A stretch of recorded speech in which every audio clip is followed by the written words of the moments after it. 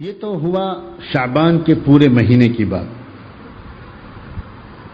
اب جیسے میں نے اشارہ کیا تھا کہ موسم رحمت کے، مغفرت کے، اللہ کی توجہ کے، اپنے بندوں اور بندیوں کی طرف ہم خطاکار گنہگار بندوں اور بندیوں کے لیے اپنی مغفرت کروانے کا جو موسم آتے ہیں، تو ایک تو ہے پورے شعبان کا جو مہینہ ہے.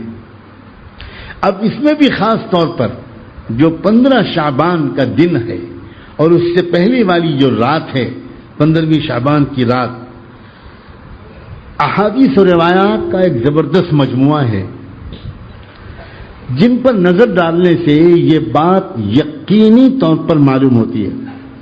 میں اس بات کو پھر دہراتا ہوں کہ یہ بات یقینی طور پر معلوم ہوتی ہے کہ یقینی طور پر 15ویں شعبان کی دن اور 15ویں شعبان کی رات اس کی کچھ الگ شان ہے، اس کا کچھ الگ ایک مقام ہے، کچھ خصوصیت اس کو حاصل ہے.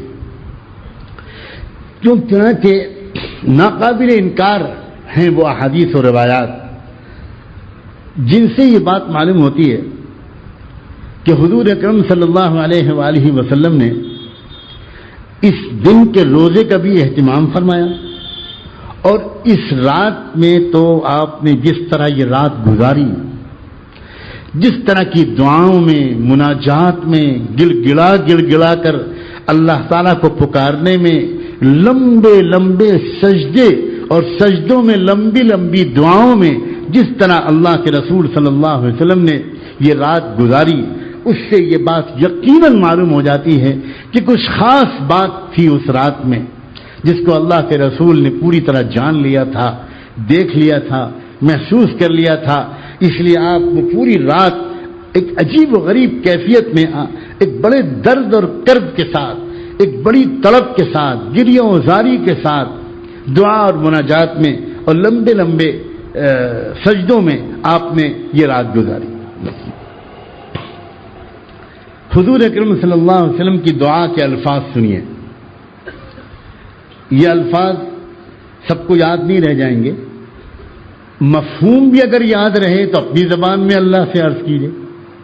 اور میں نے اس مہینے کا جو الفرقان شعبان کا آیا ہے اس میں وہ دعائیں خود چھاپ دی ہیں، اسی لیے کہ جن لوگوں کو یاد نہ ہو زبانی اور وہ چاہیں کہ انہی الفاظ کے ذریعے اللہ تعالیٰ کو یاد کریں، اپنی زبان میں دعاؤں کے علاوہ وہ الفاظ کا بھی سہارا لیں جو الفاظ حضور اکرم صلی اللہ علیہ وسلم کی زبان سے نکلے تھے.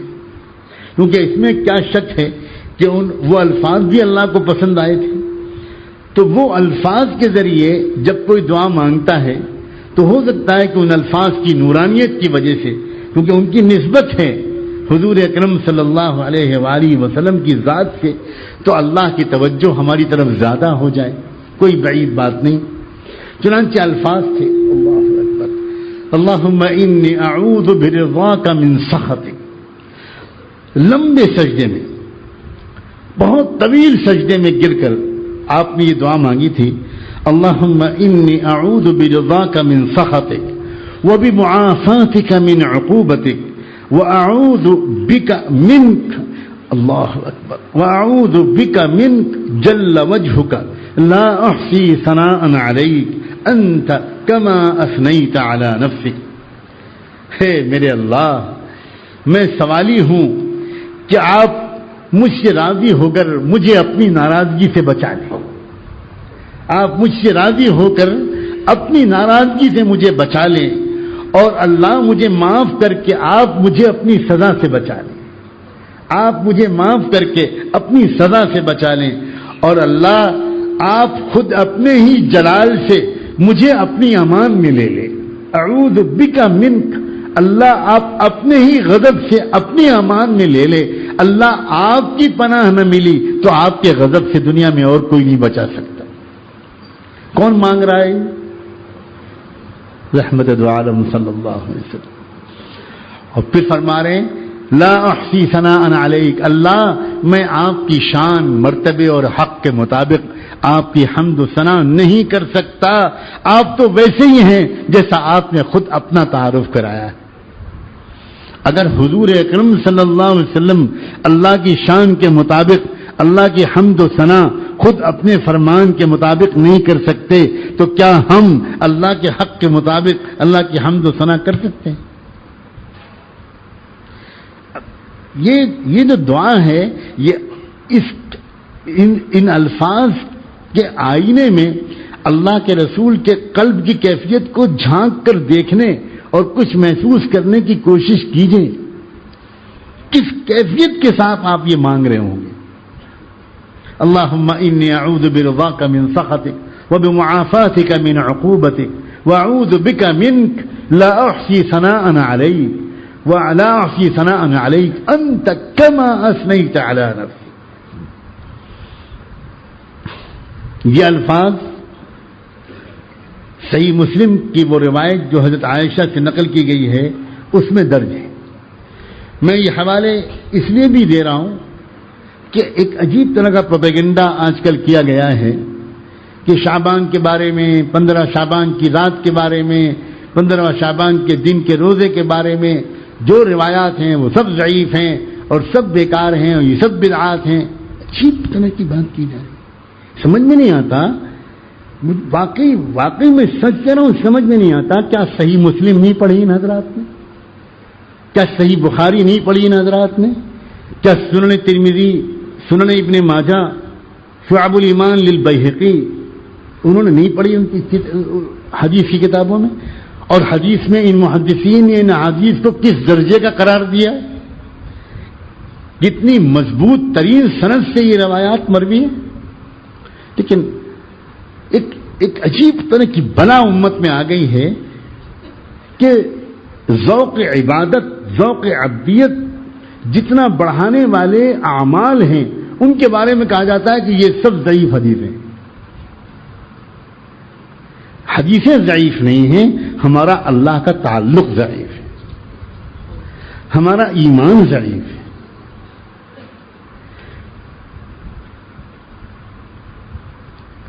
ایک خاص وجہ ہے اس کی. اب میں اس کی تفصیل میں اگر چلا جاؤں تو وقت لگ جائے گا. جو مغربی تہذیب اور ایک مزاج اس وقت پوری دنیا پہ چھایا ہوا ہے، ایک دجالی مزاج، اس میں بندے کو رب سے کاٹ دیا گیا ہے. بندے کی روحانی جو تعلق ہونا چاہیے رب سے، اس روحانی تعلق کو بالکل ختم کر دیا گیا ہے. چنانچہ اس مزاج سے متاثر ہم میں سے جو لوگ بھی ہوتے ہیں، خدا نخواستہ، ان کا بھی اندر سے ذوق یہ کہتا ہے کہ لگتا ہے یہ سب حدیثیں ضعیف ہوں گی، لگتا ہے یہ سب حدیثیں ضعیف ہوں گی. اللہ تعالی ہمیں اور پوری امت کو اس قسم کے انحرافات سے بچا لے. اللہ ہم کو بدعات سے بھی بچائے، دین میں اضافوں سے بھی بچائے، اور اللہ تعالیٰ ذوق عبادت سے محرومی سے بھی بچائے. کوئی انکار نہیں کر سکتا، کوئی طالب علم کبھی انکار نہیں کر سکتا ان 20 احادیث کا. امام بیہقی رحمۃ اللہ علیہ نے تو اس سلسلے کی اتنی روایات جمع کی ہیں، مجھے اس کو پڑھ کر ایک احساس ہوتا ہے کہ امام بیہقی رحمۃ اللہ علیہ کو کیوں یہ ضرورت کا احساس ہوا کہ انہوں نے شعبان کے مہینے کے متعلق، 15ویں شعبان کے دن اور رات کے اعمال کے متعلق اس کثرت سے احادیث نقل کی ہیں تاکہ کوئی امت میں کوئی شک نہ پیدا ہو اور کوئی فتنہ نہ پیدا کر سکے.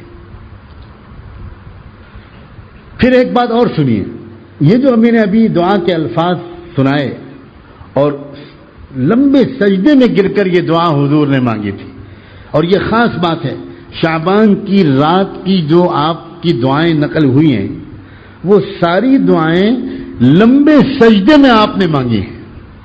اس لیے ایک بات اور بھی ارادہ کریں بھائی، ہم شعبان کی رات میں، شعبان کے مہینے کی راتوں میں اپنی نمازوں کو ذرا طویل کریں.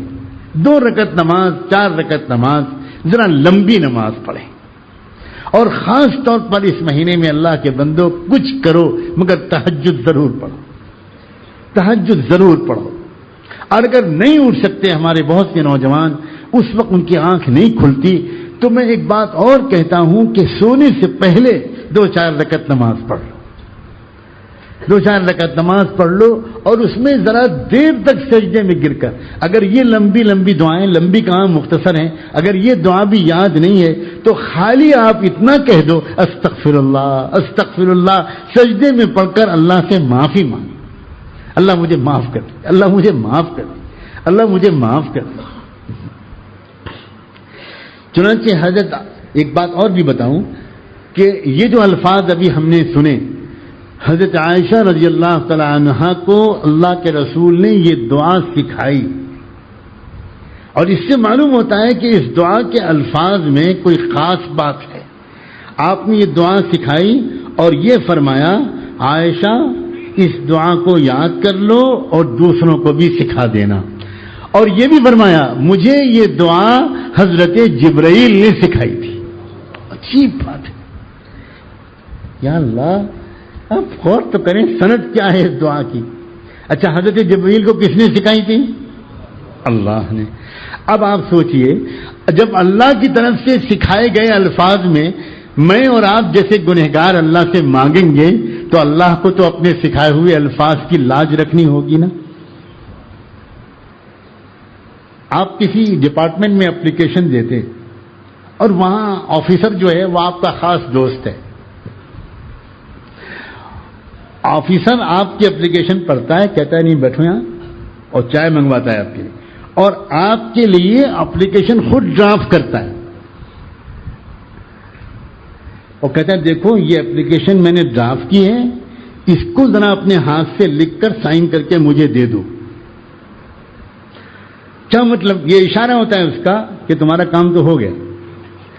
آپ گھر آتے ہیں تو مٹھائی کا ڈبہ لے کر آتے، بیوی پوچھتی ہے کام ہو گیا؟ ہاں ہاں ماشاء اللہ کام ہو گیا۔ کام ابھی نہیں ہوا، کام تو 1 ہفتے کے بعد ہوگا، 10 دن کے بعد ہوگا، لیکن آپ اتنا خوش ہیں، ارے بابا جب اس نے خود مجھے اپلیکیشن ڈرافٹ کر کے دی ہے تو اب کیا وہ اپلیکیشن کو ریجیکٹ کرے گا؟ یہ تو اشارہ ہے، اس نے اپلیکیشن مجھ سے میری لکھی ہوئی کے بجائے اپنی لکھی ہوئی عبارت پر مجھ سے دستخط کرائی۔ اس کا مطلب ہے کہ میری اپلیکیشن تو منظور ہونی ہی ہونی ہے، ہونی کیا ہو گئی۔ اللہ اکبر۔ اللہ الفاظ سکھا رہے ہیں اپلیکیشن کے جبرائیل علیہ السلام، حضرت جبرائیل سکھا رہے ہیں حضور پاک صلی اللہ علیہ وسلم، حضور پاک صلی اللہ علیہ وسلم سکھا رہے ہیں سیدہ عائشہ کو، سیدہ عائشہ کو یہ کہہ کے سکھا رہے ہیں کہ دوسروں کو بھی سکھا دینا، اور سلام ہو سیدہ عائشہ پر کہ وہ ہم تک پہنچا رہی ہیں، اور ان تمام تابعین، اتباع تابعین، محدثین، اور ان تمام علماء پر اللہ اپنی رحمتیں نازل کرے جنہوں نے ہم کو وہ الفاظ دعا سکھا دیے جو اللہ نے حضرت جبرائیل کو سکھائے تھے اور حضرت جبرائیل نے حضور کو سکھائے تھے۔ اس لیے ایسا لگتا ہے کہ اگر اس دعا کو، ان الفاظ کو شعبان کی راتوں میں ہم نے خوب مشق کر لی، اور 15ویں شعبان کی رات میں ہم نے خوب اللہ سے انہی الفاظ سے ہم نے اللہ سے دعا مانگی، تو ہم کو چند نعمتیں حاصل ہوں گی۔ اللہ ہم سے راضی ہو جائے گا، پھر کبھی ناراض نہیں ہوگا۔ اللہ ہم کو اپنی امان میں لے لیں گے، اللہ ہم کو اپنی پناہ میں لے لیں گے، اور جس کو اللہ اپنی پناہ میں لے لیں ساری دنیا کے شیطان مل کر اس سے گناہ نہیں کرا سکتے۔ یہ امان ہی تو ہم کو حاصل نہیں ہے، یہ سیکورٹی تو ہماری جو ڈھیلی ہو گئی ہے، اسی وجہ سے شیطان ہمارے قریب آ کر ہم سے گناہ کرا دیتا ہے۔ الفاظ پھر دہراؤں، آپ ذرا ان الفاظ کو ساتھ ساتھ دہرائیں اور نیت کریں اس کی، اور پھر کوشش کریں۔ مختصر سی دعا ہے، اس کو آنے والی 15ویں شعبان کی رات سے پہلے پہلے آپ یاد کر سکتے ہیں۔ اللہم انی اعوذ برضاک من سخطک، دہرائیے، اللہم انی اعوذ برضاک من سخطک وبمعافاتک من عقوبتک وبمعافاتک من عقوبتک وَأَعُوذُ بِكَ مِنْكَ جَلَّ وَجْهُكَ لَا أُحْصِي ثَنَاءً عَلَيْكَ أَنْتَ كَمَا أَثْنَيْتَ عَلَى نَفْسِكَ۔ ایک اور روایت میں ہے اللہ کے رسول صلی اللہ علیہ وسلم سجدے میں گر کر اللہ سے کیا کہہ رہے تھے اللہ حضرت عائشہ کو جزائے خیر دے. پتہ نہیں میں تصور کی آنکھوں سے دیکھنے کی کوشش کرتا ہوں, سوچتا ہوں تنہائی میں بیٹھ کر حضور سجدے میں پڑے ہیں, حضرت عائشہ بغل میں بیٹھی ہیں اور حضرت عائشہ حضور کی کیفیت کو دیکھ رہے ہیں, تڑپ رہے ہیں سجدے میں, بلبلا رہے ہیں, کیا مانگ رہے ہیں, کان لگا کے سن رہی ہیں. چنانچہ حضرت عائشہ ایک اور روایت میں سناتی ہیں کہ اس شعبان کی رات میں سجدے میں گر کر جن لفظوں سے اللہ کے رسول نے اللہ کو پکارا تھا ان میں سے ایک جملہ یہ بھی تھا, اعفر وجہی فی التراب لسیدی, اعفر وجہی فی التراب لسیدی وحق له ان یسجد. میں اپنے آقا, میں اپنے مالک, اپنے رب کے سامنے اپنا چہرہ خاک میں ملاتا ہوں, اپنا چہرہ خاک میں ملاتا ہوں, اور اس کی یہی شان ہے کہ اس کو سجدے کیے جائیں اور اس کے سامنے ناک رگڑی جائے, اس کے سامنے پیشانی کو خاک میں ملا جائے. اب عجیب یہ قلبی کیفیت کو ظاہر کرنے والے الفاظ ہیں. پڑھیں آپ, خوشامد کر رہے ہیں اللہ کی خوشامد کر رہے ہیں. اللہ آپ کا غلام پڑا ہے, دیکھ لیجئے, اللہ آپ کا بندہ آپ کے قدموں میں پڑا ہے, اللہ آپ کا بندہ ناک رگڑ رہا ہے, اپنی پیشانی مٹی میں رگڑ رہا ہے. اللہ دیکھ لیجئے, اللہ دیکھ لیجئے.